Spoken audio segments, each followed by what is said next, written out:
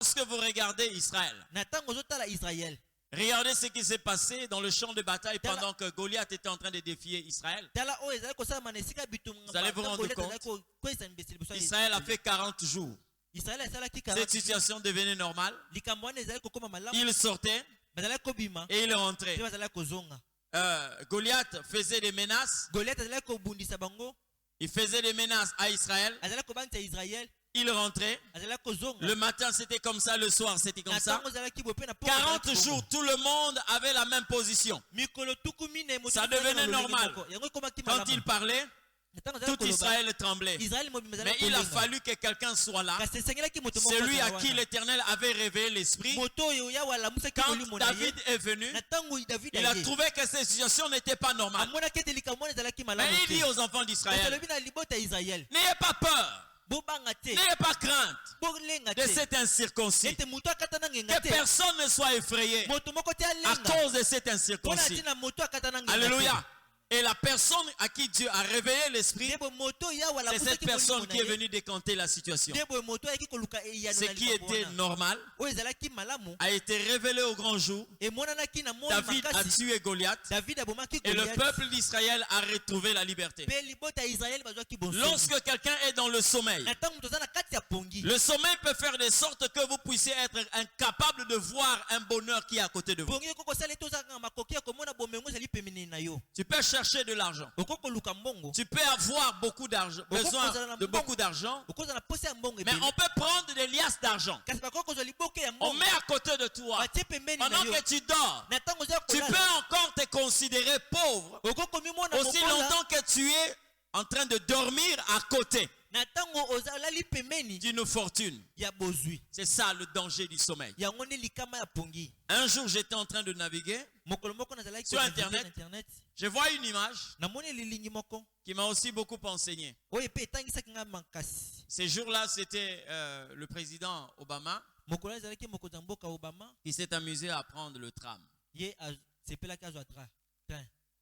pendant qu'il monte à bord, il est debout.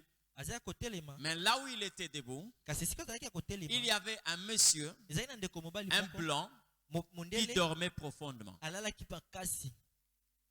Amen. Et la personne qui a pris la photo a écrit: voilà comment est-ce que nous pouvons passer à côté de certaines opportunités. Il ne sait pas que pendant qu'il est en train de dormir, il est à côté de premiers citoyens américains. Il est en train de rêver.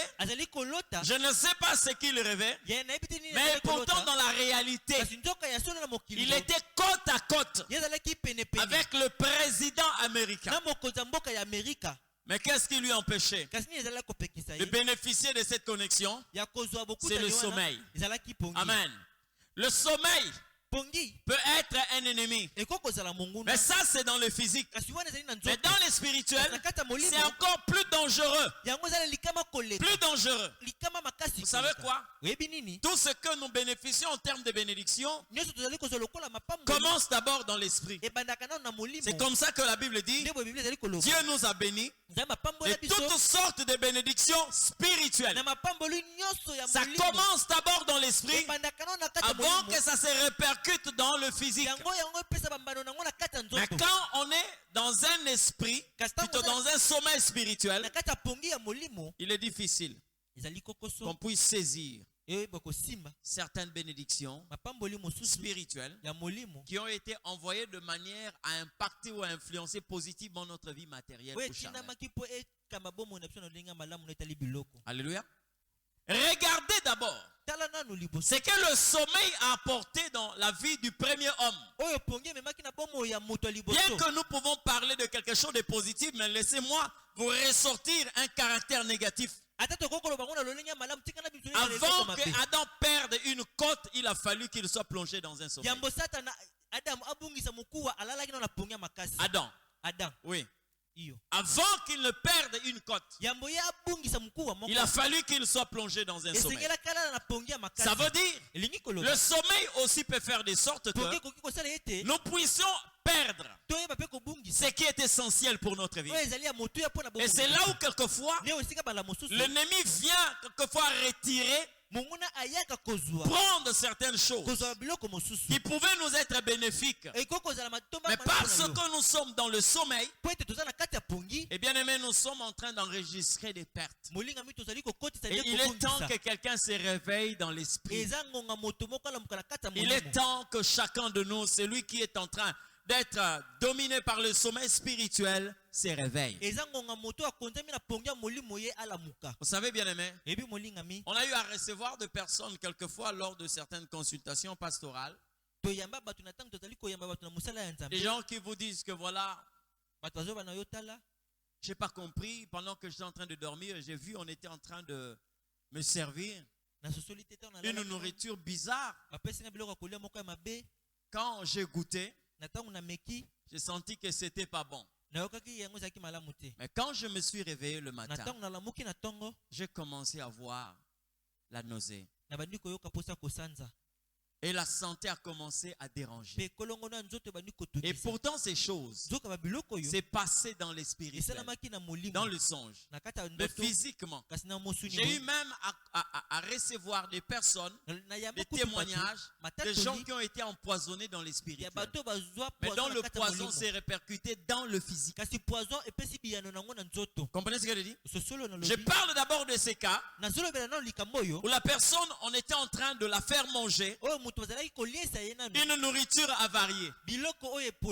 Ok? Mais dans le sommeil, la personne n'avait pas la force de résister. Mais quand elle s'est réveillée, alors elle s'est sentie très mal en point. Et ça lui a même énervé. Ah, pourquoi je peux rêver de telles choses? Oui, mais tu n'as pas réagi dans le sommeil, parce que là c'est le domaine de l'esprit. Quand l'esprit est dans le sommeil, tu n'auras pas la force de résister. Mais quand tu vas te réveiller, gardant le songe, tu peux commencer à réagir négativement dans le physique, mais aussi longtemps, l'endroit où il fallait réagir, c'était dans le spirituel. C'est vrai, il n'est pas trop tard.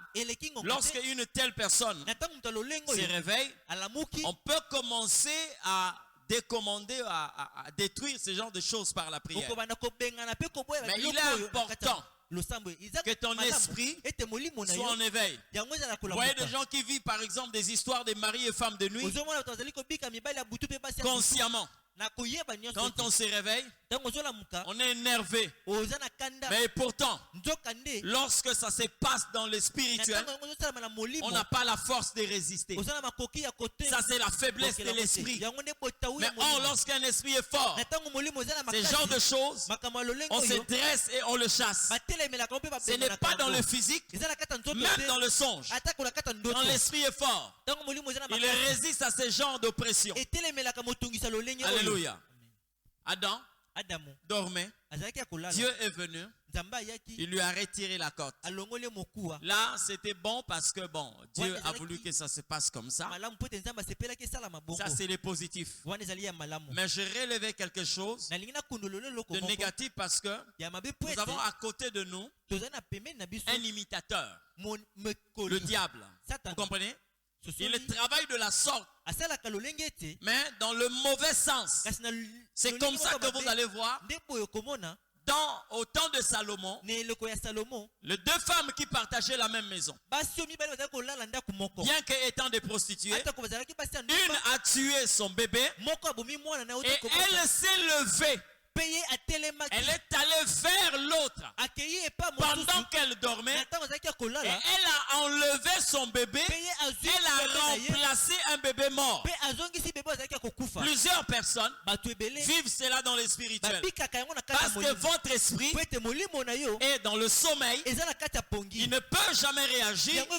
Alors c'est là où quelquefois le diable en profite pour changer certaines choses. Il peut prendre ce qui est bien et remplacer ce qui est mauvais. Il y a d'autres aussi qui peuvent quelquefois perdre les qualités On peut venir voler ce qui est de votre enfant, le nécessaire, et le laisser vide. On peut prendre quelque chose de bien et remplacer quelque chose de mal. Amen. Ça, lorsque l'esprit est dans un sommeil. Mais je dis à quelqu'un, l'esprit ne doit jamais dormir. Jamais. L'esprit doit toujours être éveillé. Quand le sommeil entre dans le domaine spirituel, ça a des conséquences graves. Grave, alors grave. Alléluia. Cette femme va se réveiller avec des seins pleins, mais avec un bébé mort. Qu'est-ce qui s'est passé? Le sommeil. Au temps de Jésus, il donna une parabole. Il dit ceci. Un homme avait un champ. Il avait planté le blé. Mais pendant que les gens dormaient, l'ennemi est venu, il a semé l'ivraie. Et le matin, quand ils se sont réveillés, ils ont constaté qu'il y avait l'ivraie. Dites-moi un peu. Quelle est cette sémence qu'on peut s'aimer la nuit et sortir le matin? Quelle est cette sémence? Donc il ne s'agit pas d'un sommeil ordinaire, naturel. Parce que même si aujourd'hui je pouvais prendre un grain d'arachide, je le mets en terre maintenant là. Maintenant, est-ce que demain matin nous pouvons voir le fisc des jeunes boutures sortir? Mais comment est-ce que la Bible est en train de dire, pendant que les gens dormaient, l'ennemi est venu s'aimer, livrer. Et puis ils sont allés poser la question à leur maître. N'as-tu pas sémé le blé? Pourquoi nous avons retrouvé l'ivraie? Le maître leur a dit, c'est l'ennemi qui est venu s'aimer pendant que vous étiez en train de dormir. Le maître qui parle, il s'agit de qui? C'est qui? Dieu. Or, lorsqu'on vous parle de Dieu, on révèle l'identité de Dieu. On dit Dieu est esprit. D'accord? Dieu est esprit. Dieu est esprit. Je te parle sur les conséquences du sommeil spirituel.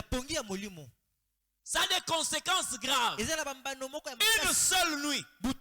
Mais si les disciples, les serviteurs, se sont rendus compte qu'on a semé l'ivraie, or l'ivraie pour le détecter, il faut à la récolte. Parce que quand l'ivraie commence à sortir, bien aimé, ça a une apparence qui tend vers le blé. Le diable n'est pas aussi sot, hein? Excusez-moi, il n'est pas idiot. Quand il apporte la contrefaçon, il ne viendra jamais s'aimer le pondou là où vous avez semé l'épinard. Non, il sait que vous allez détecter ça facilement. Cherche une sémence qui est à peu près, qui peut prêter à confusion, comme deux gouttes d'eau dans leur ressemblance. Et c'est comme ça qu'il a fait avec l'ivraie. Il a mené l'ivraie, il a semé. Et les disciples, ils sont allés constater. Et il n'y a pas que le blé, mais il y a l'ivraie, ça veut dire ça avait déjà poussé. Maintenant, regardez le danger des choses qui se passent dans les spirituels. Une seule nuit. Une seule nuit. Hein? Ce n'était pas un mois. Même pas 2 mois. Parce que lorsque je vais cultiver par exemple le maïs, j'ai besoin du temps. Quelquefois ça fait je crois 1 mois, hein? 1 mois ou 2 mois pour que vous puissiez avoir le maïs. C'est ça, non? Ouais. 2 mois, hein? Ok. Lorsque je vais avoir les arachides, je cultive, j'ai besoin du temps. Mais comment c'est possible? Une seule nuit, le chanson va faire un songe. Il fait un songe qu'il y a un arbre qui a été planté, qui est sorti, qui après donnent des branches. Ces branches donnent des fleurs. Et les fleurs donnent des bourgeons. Ces bourgeons-là donnent des fruits. Ces fruits mûris. Et on va cueillir ces fruits. On va le presser. Et donner le jus à Pharaon. Une seule nuit. Une seule nuit. Voilà qu'une sémence a été sémée. Ça sort. Ça donne des fleurs. Ça va germer jusqu'à produire des fruits qui viennent à maturité. Ça, c'est le domaine spirituel.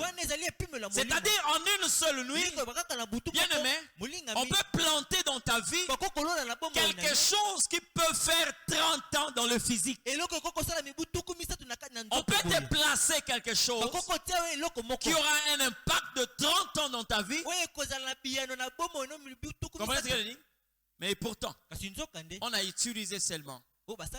On s'est servi d'une seule nuit. Une seule nuit. C'est pourquoi ne permets jamais à ton esprit de dormir.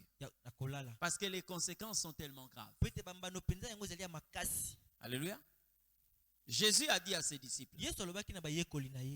Lui, il savait que les disciples étaient des hommes. Comment est-ce qu'il pouvait leur dire, vous n'avez pas pu veiller avec moi? Il parlait de quelle veille? Vous croyez qu'il leur demandait de ne pas dormir? Non. Jésus aussi dormait. Mais Jésus parlait de leur esprit. Amen. De leur esprit. Si l'esprit de Pierre n'était pas endormi, il n'allait jamais accepter de cacher un autre couteau.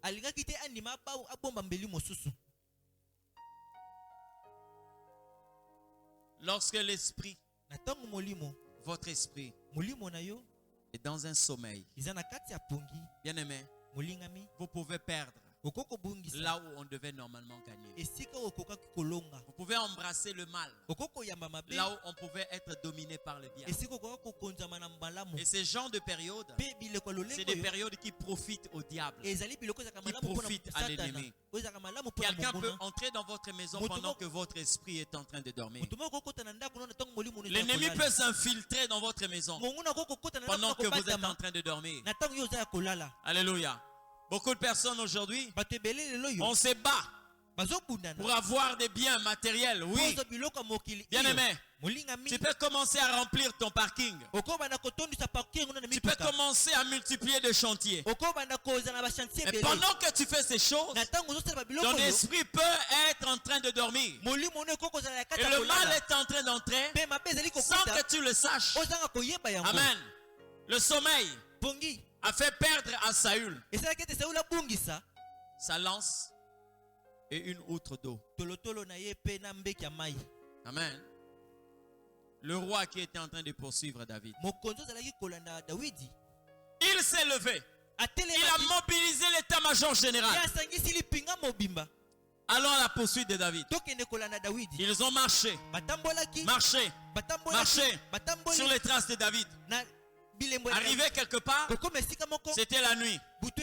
Le roi va dormir. Ils ont tellement marché. Le roi n'était pas seul. Il avait toute son armée. Mais il va dormir. Et quand il dort, écoutez ce que la Bible est en train de dire. 2 Samuel. Plutôt 1 Samuel chapitre 26 verset 12. 1 Samuel chapitre 26 verset 12. Tout le monde est là?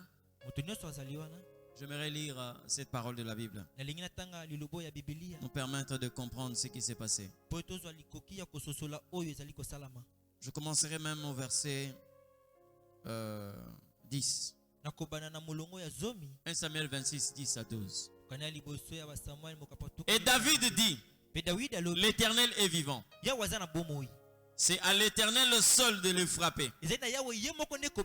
Soit que son jour vienne et qu'il meure, soit qu'il descende sur un champ de bataille et qu'il y périsse.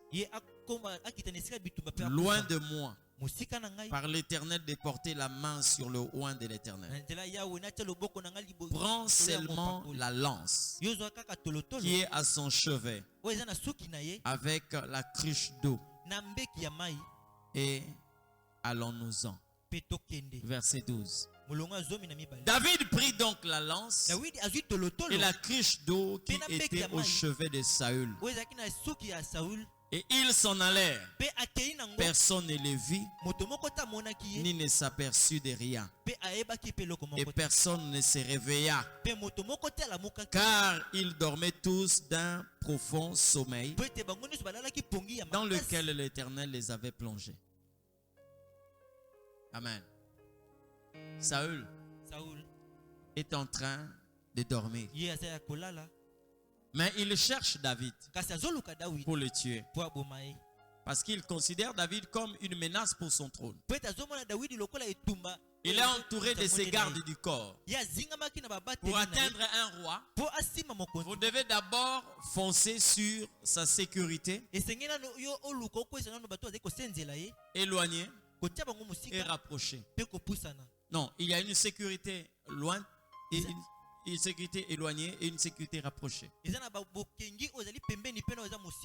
Mais toute cette sécurité dormait. Vous voyez le sommeil? Par où ça peut vous amener? Donc vous mettez même la vie du roi en danger. C'est le sommeil. David se retrouve au chevet du lit de Saül, à 0 mètre de lui. La personne que tu cherches souvent est là. Mais tu ne sais pas le reconnaître ni mettre la main sur lui. Pourquoi? Le sommeil. David vient, il prend la lance de Saül. Il prend la cruche d'eau. Il s'en va. J'aimerais d'abord te parler sur ces deux choses que David avait pris à Saül. C'est des choses qui ont une très grande importance. Parce que dans la vie, bien aimé, lorsque le Seigneur dit lève-toi, va. Sache-le bien que chacun de nous a un voyage à effectuer. Et les éléments qui nous permettent, bien aimé, d'aller effectuer le voyage, il y a d'abord l'eau. C'est comme ça que vous voyez, lorsque Abraham voulait chasser Agar et son fils, il lui a donné une autre d'eau. C'est pour vous assurer la longueur de votre voyage. Et lorsque vous perdez l'eau, sachez-le bien, c'est là où se limite votre voyage. C'est comme ça, nulle était l'intervention de Dieu. Lorsque la outre d'eau s'est vidée, on pouvait parler de la mort d'Agar et d'Ismaël. Pourquoi? Parce que l'eau était finie. Donc, Saül pouvait continuer son voyage. Mais David est venu prendre la outre d'eau. C'est le sommeil qui cause cela. Beaucoup aujourd'hui ne savent plus faire un long voyage. Ils ne savent plus prospérer dans la vie parce que le sommeil leur a fait perdre la outre d'eau. Amen. Vous ne savez plus avancer. La chose qui pouvait vous ravitailler, vous permettre même de traverser le désert, a été perdue à cause du sommeil. Et la lance, c'est quoi? C'est un instrument qui vous rassure sur le combat éloigné. Ouais. Parce qu'il y a une guerre rapprochée, il y a aussi une guerre à distance. La lance vous permet de vaincre une guerre à distance. Amen. Donc pendant que tu avances avec l'eau, tu dois aussi avoir une lance. La lance détermine jusqu'où tu peux aller. Et qu'est-ce que l'on faisait? Avant que tu avances, il a fallu d'abord que ta lance soit te précède. Il a fallu d'abord que le terrain que tu vas occuper soit d'abord occupé par la lance. C'est comme ça que vous allez voir les vaillants guerriers. Ils devaient d'abord rassurer leur terrain de victoire avant que d'abord leurs pieds puissent fouler cet endroit. C'est la lance. Amen. Mais tu peux occuper un terrain. Et lorsque tu n'as plus d'eau, tu peux t'affaiblir avant même d'atteindre là où ta lance est déjà arrivée. Le sommeil a permis à Saül de perdre ces deux choses. Et David, connaissant la signification, il est venu.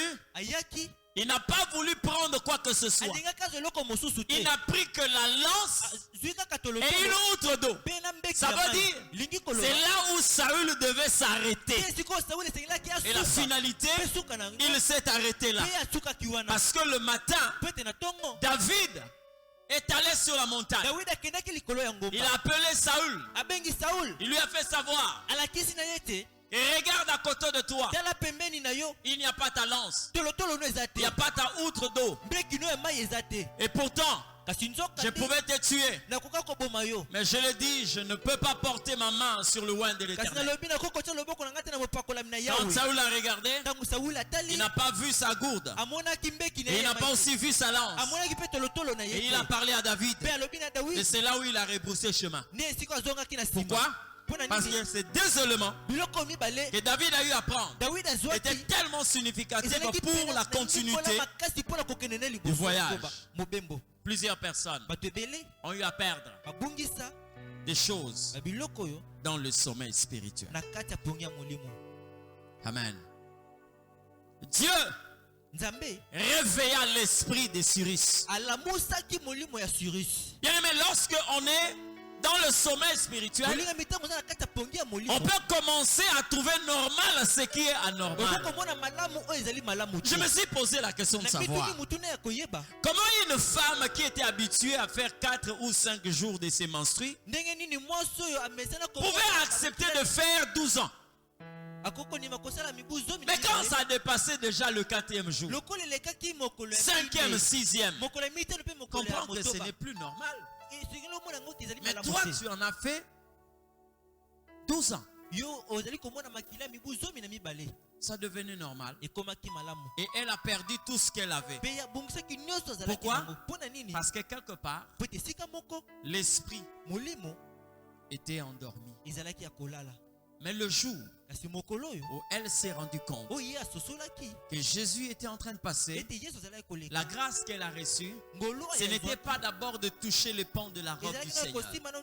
La grâce qu'elle avait reçue, c'était d'abord de recevoir le réveil de l'esprit pour savoir que de telles situations ne peuvent jamais finir entre les mains d'un gynécologue. De telles situations, le Christ a la possibilité d'arrêter cette hémorragie. Et pourtant dans le passé, personne n'a eu à expérimenter une telle guérison. Montrez-moi ne fût-ce qu'un seul passage où une personne hémorroïdaire a eu une guérison en touchant par exemple le pan de la robe de Jésus. Même dans l'Ancien Testament, personne. Personne. Mais d'où est venue cette pensée? L'Esprit de Dieu a réveillé l'esprit de cette femme pour lui dire, voilà, il y a une solution qui est en train de te passer. Cette situation, si tu suis seulement les moyens financiers, qui possèdent une certaine expérience dans la matière, tu vas passer toute une vie. Et la femme s'est levée. Elle est allée toucher le pan de la robe de Jésus. La Bible dit à l'instant même, la perte de sang.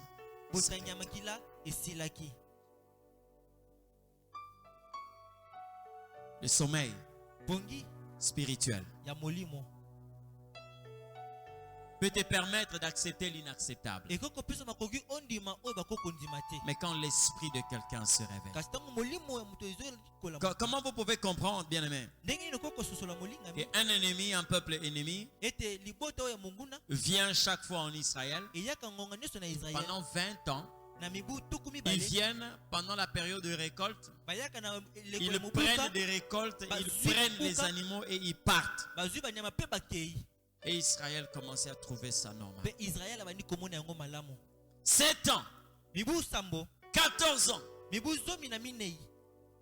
Plusieurs fois Israël était dérangé par ses agresseurs. Surtout lorsqu'il était pris dans le péché. Et qu'est-ce qui s'est passé? Israël était obligé de faire des récoltes avant la saison de récolte.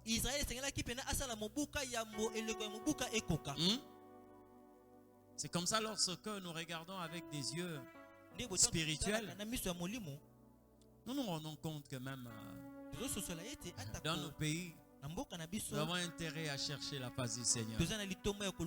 C'est parmi des rares pays où j'ai vu des personnes qui préfèrent cueillir par exemple des mangues vertes, le faire descendre et commencer à les vendre comme ça. Vous fouillez qui? Les Madianites, les Ammonites ou les Philistins? C'est le symptôme ou le signe d'un peuple qui est dominé par l'adversaire.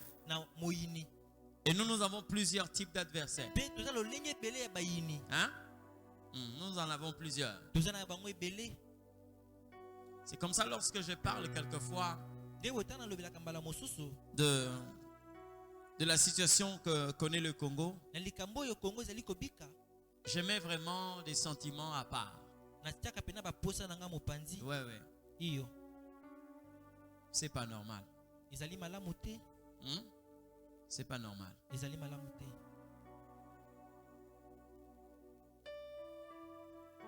On nous vend quelquefois. Vous voyez un avocat qui est là. Mais quand vous bougez l'avocat, vous sentez comme si on avait enlevé déjà le noyau. Mais en réalité, non. Ça ne bouge pas parce que ça n'a pas atteint la maturité. On est obligé de faire descendre. J'ai appris même d'autres prennent ces malins plaisirs. Surtout pendant la période des mangues, ils font descendre les mangues et on enterre.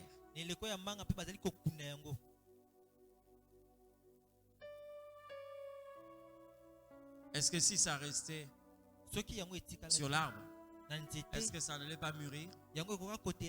Si, et Israël était devenu comme ça. Vous savez pourquoi? Parce que la Bible dit l'Éternel les livra entre les mains des Madians. Israël s'apprêtait, il était Israël était prêt à manger quelque chose qui n'était pas encore mûr, des fruits non mûrs. Amen. L'âge de la récolte n'était pas encore là. Il devait normalement récolter précocement pour éviter que leurs ennemis viennent tomber sur leur récolte. Mais la Bible dit, le Seigneur réveilla l'esprit de Gédéon. Amen. À chaque instant, il doit y avoir quelqu'un. Et l'Éternel Dieu doit réveiller son esprit pour qu'il se rende compte, non, cette situation-là n'est plus normale. Et puis, avant que l'Éternel Dieu réveille l'esprit de Gédéon, la Bible dit Israël cria à l'Éternel. Israël a imploré l'Éternel. Et l'Éternel réveilla l'esprit de Gédéon. Amen. C'est comme ça qu'un héros va se rendre compte que non, ça, on ne peut pas vivre ça. Il y a beaucoup de choses qui nous rongent. Bien-aimé, comment vous pouvez trouver normal? Dans une famille, on accepte volontiers que cette année qu'on puisse scolariser des filles et que l'année prochaine qu'on puisse scolariser des garçons. Comment vous pouvez accepter les choses? Comment? J'ai appris un témoignage un jour. Ça m'a fait couler les larmes. Une famille. Papa est là. Maman est là. Maman. Donc tout le monde le sait. Il y a des jours où on ne peut nourrir que des petits enfants.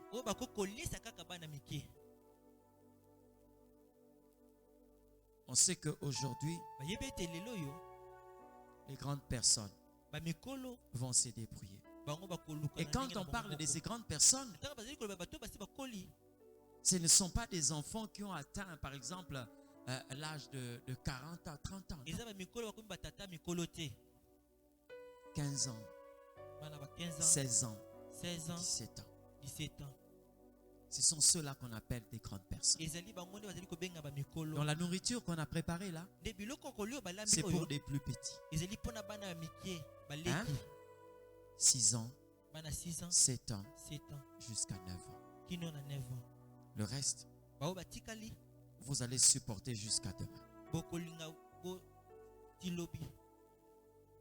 Hein? Jusque demain. D'autres se donnent à l'eau. Certains vont aller débrouiller quelquefois la farine de maïs. On va aller trouver, je ne sais pas, 200 francs pour acheter le sucre. Et on fait une bouillie. On prend et la nourriture c'est pour des petits enfants. Quel malheur. Quel malheur. Et lorsque c'est le jour où tout le monde doit manger, ils sont dans une joie terrible. Ils mangent de manière à ce que demain, c'est le tour des petits enfants. Seigneur Jésus, qui ne peut pas se réveiller? Comment s'il ne peut pas y avoir quelqu'un qui s'élève, qui dit que cette situation est anormale? Le premier privilège que Dieu a donné à l'homme, c'est aussi la nourriture. Il dit alors tu mangeras de tous les arbres du jardin. C'est normal. On dit cette année, les filles ne vont pas étudier. C'est l'année où on va scolariser les garçons. Quel retard dans la vie. Quel retard. Quel retard. Amen. Quel retard.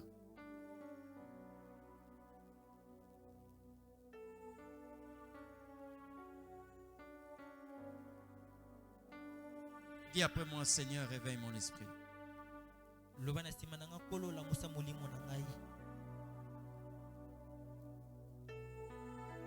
Il y a des choses qu'on accepte qu'on ne devait pas accepter. Quand l'esprit est dans un profond sommeil, on peut le trouver normal. Permettez-moi d'aller un peu plus loin. Bien-aimés, nous sommes dans une période de grande pandémie. Une pandémie s'est déclenchée ici. Mais bien-aimés, par le simple toucher, vous pouvez contracter cette maladie. Est-ce que vous pouvez trouver ça normal? Que les gens qui viennent de l'Europe nous amènent même des cuillères. Hein?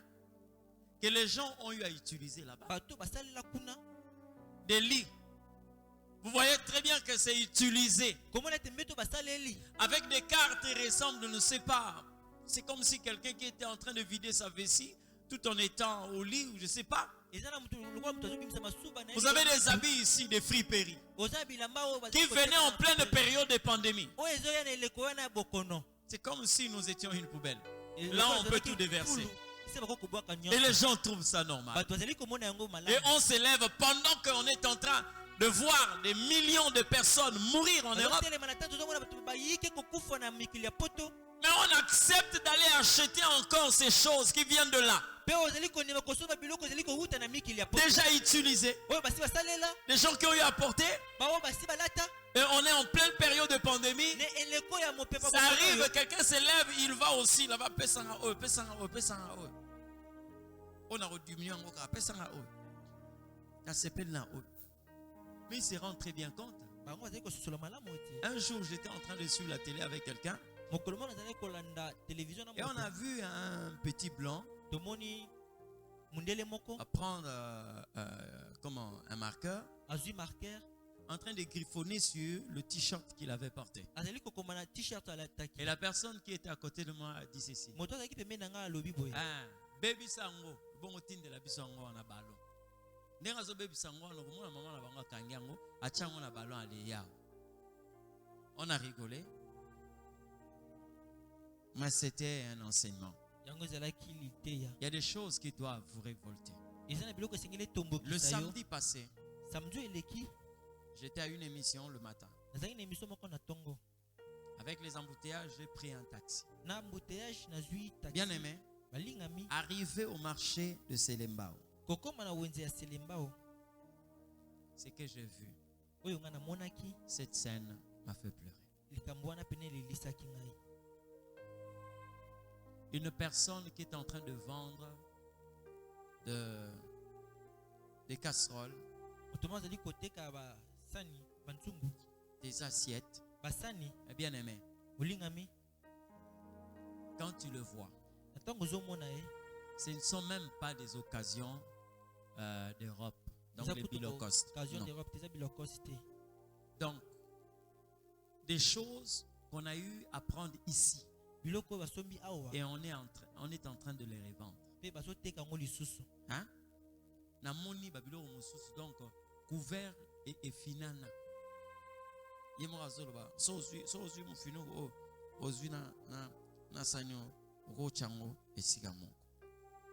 Bien aimé, j'ai vu une assiette qui était noire quelque part, parce que vous voyez une assiette lorsqu'on met sur le feu, hein? Et il demande combien? On appelle ça 1000 francs. Oh, combien? On appelle ça 1500. Bien aimé, j'étais là en train de regarder, j'ai dit Seigneur, qu'est-ce qui est en train de se passer? Qu'est-ce qui se passe dans ce pays? Et quand j'ai partagé avec quelqu'un, la personne me dit, oh, mais est-ce que tu n'as pas l'habitude de voir quelquefois ici vers, comment ça s'appelle ça? Sayo. Il y a une grande décharge là. Hein? Les gens, non, des immondices là. Vers, comment ça s'appelle ça? Vers l'église kimbaguiste là. Hein? Les gens en train de fouiller dans ces immondices là. Dans ces immondices. Et quand il m'a rappelé, j'ai dit, ah oui, je vois. Donc c'est de ça qu'il s'agit, dit oui. Parce que fourchette, à quoi ta cuillère, à quoi ta sani, à quoi ta loko boye, à zio angwa chango na na keko sokola angwa sokoli ango bien, ale ya keko teka. Seigneur. Kolo. Moi-même j'ai vu un monsieur qui a ramassé. Vous voyez des nounous là? Gros nounous là. Hein?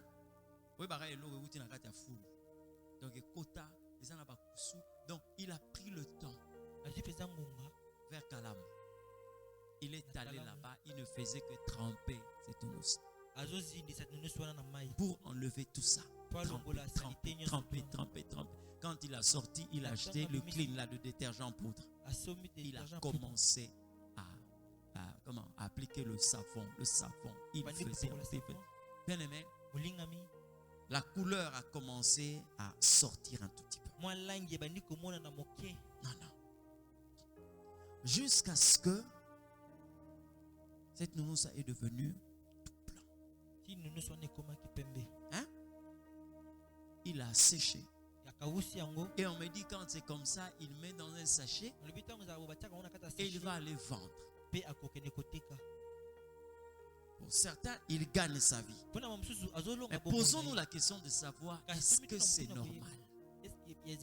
Bien aimé, nous, on savait que s'il y a des gens qui pouvaient aller se nourrir dans la poubelle, c'était des personnes qui accusaient des déficits mentaux. Hein? Mais quand aujourd'hui on voit des personnes apparemment normales aller creuser, chercher. Non, non. Et c'est comme ça que certains peuvent s'arrêter pour dire, Seigneur,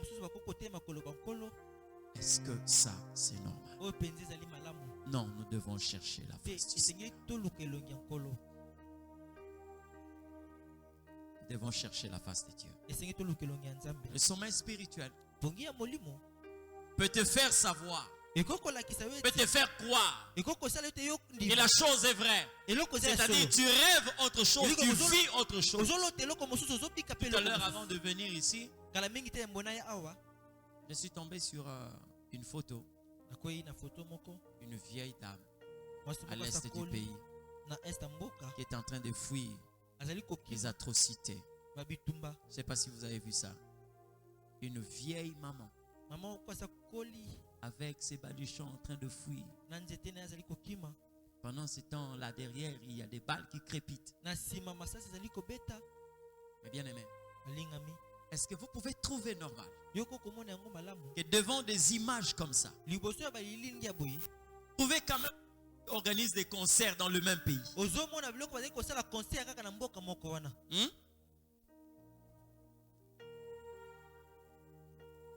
Vos frères et vos sœurs, nos mamans, nos grands-mères, nos grands-pères passent des moments très difficiles en train de courir à travers la brousse. Ici, il y a des gens qui ont de tables pleines de bouteilles de bière. La musique, on commence la musique à 15h jusqu'à 5h du matin. C'est comme si tout allait bien. Il y a quelque chose qui ne va pas. Quelque chose qui ne va pas. Amen. Il y a quelque chose qui ne va pas. Que l'Éternel réveille l'esprit de ce peuple. Que Dieu réveille l'esprit de ce peuple. Et quand tu regardes très bien, tu vas te rendre compte. Pendant que tu es en train de dormir, le mal est là. Le mal c'est présent. Mais on est incapable. Vous savez, une fois, j'étais encore ici, Zaïre à l'époque. Avec mon grand frère, on est allé voir notre grand-père. Enfin, c'était pas le direct, hein, c'était pas le père de ma mère.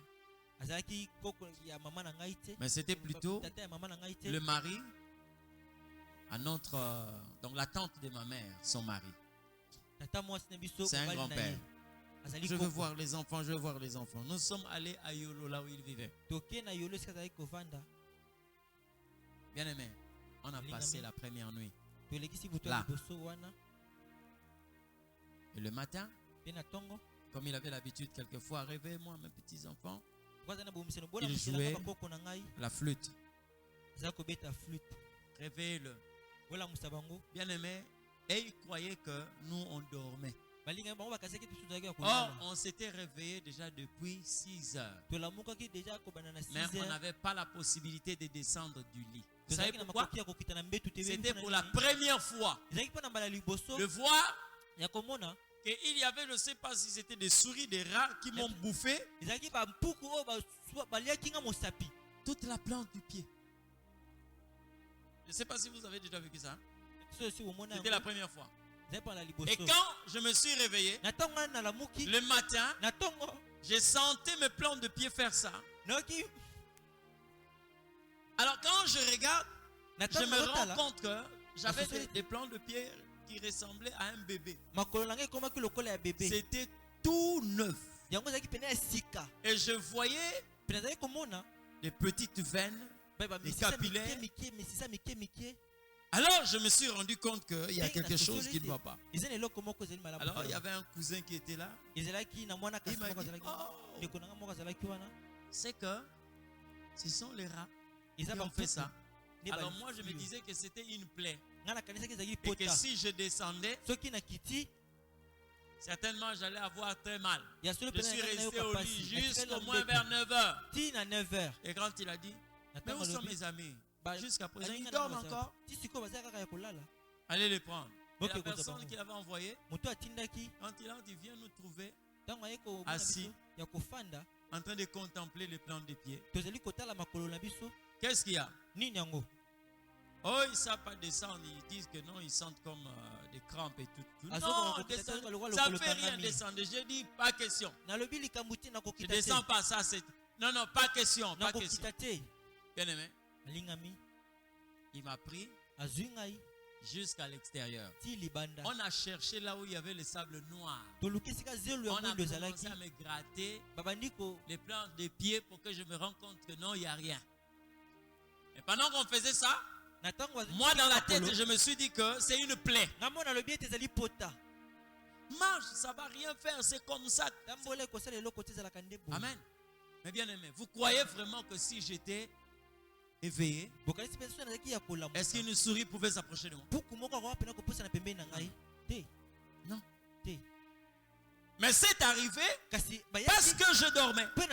C'est comme ça que la Bible est en train de dire, la nuit vient où personne ne peut travailler. Mais qui travaille la nuit? C'est l'ennemi. Mais pour que nous ne puissions pas être ses victimes pendant la nuit, c'est là où l'Éternel Dieu nous a donné l'esprit qui veille. Celui qui a un esprit éveillé, il peut avoir un corps qui dort. Et pendant que l'ennemi est en train de préparer quelque chose, l'esprit voit cela. C'est comme ça que vous verrez quelqu'un qui se lève et qui dénonce un complot. J'ai rêvé que j'ai fait un accident. Aujourd'hui, je ne sors pas. Ou encore, il se met à prier. Il détruit cet esprit et il sort, il revient. Pourquoi? Ce que son esprit était en éveil. Tu ne dois pas permettre au sommeil d'entrer jusque dans le domaine spirituel. Alléluia. J'étais en train de prier avec une sœur aux États-Unis. Pendant qu'on est en train de prier, Dieu lui donne un message. Elle a 3 enfants. L'enfant, on l'a amené à l'hôpital, il ne faisait que vomir. On l'a fait l'échographie, tout. Il n'y a rien. S'il mange, il vomit. S'il mange, il vomit. Mais ça, c'est quoi? C'est quoi? Bien aimé, heureusement, Dieu est là. Quand elle appelle, on commence à parler. Dieu lui donne un message sur cet enfant. Ah oui, docteur, oui, je vois parce que ces derniers temps, voilà. Bon, on va prier. On a prié. Amen, amen. Mais or, bien aimé, quand on a fini la prière, elle-même en dormant, elle a vu quelqu'un qui est rentré dans sa maison, qui s'est dirigé dans la chambre des enfants et sorti un cercueil. Vous comprenez? Qui a sorti un cercueil. Sort un cercueil jusqu'au salon et de salon jusqu'à l'extérieur. Elle va sursauter. Et quand elle sursaute, elle commence à prier. Mais bien aimé, quand est-ce que ce cercueil-là est entré? Quand est-ce que le cercueil est entré? Parce que là, Dieu t'a fait voir après la prière un cercueil qui sort. Mais quand est-ce que ce cercueil-là est entré? Et elle dit, papa, après ces moments de prière, l'enfant a repris ses habitudes. Ça s'est arrêté. Il a commencé à manger et tout était redevenu normal. Amen. Pendant que toi tu regardes à l'hôpital, or en réalité, il y a déjà autre chose qui est entrée dans la maison. Un enfant qu'on a eu déjà installé. On attendait que le moment pour le sortir. Lorsque tu es dans le sommeil spirituel, il y a des choses qui peuvent venir dans ta vie, mais tu ne te rendras jamais compte. Écoute-moi très bien. Nous voulons prier. Mais retiens une chose. Même pour des païens, Dieu les avertit toujours. Dans son amour, Dieu les avertit. Amen. Et vous allez vous rendre compte. Et quelquefois, quand le malheur arrive, c'est en ce net moment que vous vous rappelez de ce que vous avez vu.